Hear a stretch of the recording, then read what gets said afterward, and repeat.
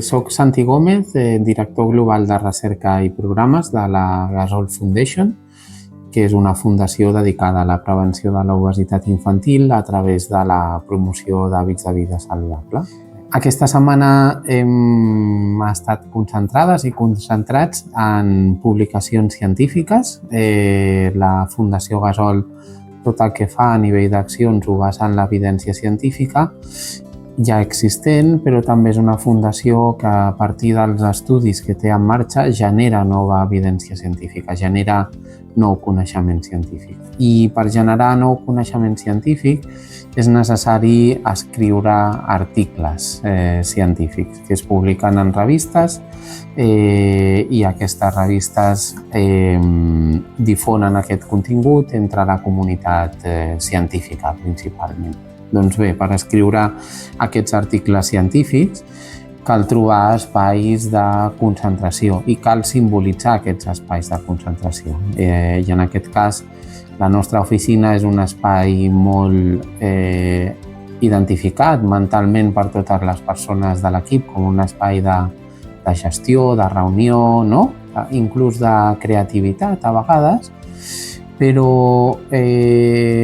és un espai també on costa trobar i simbolitzar aquests espais de concentració, aquests espais flexibles en els que pots trobar-te en converses diferents que la planificació d'un projecte o que la calendarització d'un projecte o que la realització d'una sèrie de tasques logístiques, sinó que és un espai, l'espai beta, que hem aprofitat molt com un espai d'inspiració, de tranquil·litat, de concentració, d'intercanvi, i durant aquesta setmana també l'hem aprofitat com un espai de formació. La flexibilitat que té l'espai també permet fer de manera molt còmoda i agradable formacions. El mètode 4-17 ha permès, jo crec, consolidar entre l'equip la mirada de que cal tenir en compte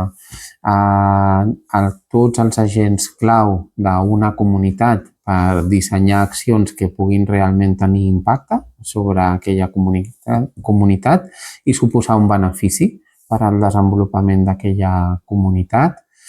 Ens ha servit d'inspiració per acabar de definir models d'intervenció que ja tenim en marxa i complementar-los, enriquir-los, acabar-los de definir.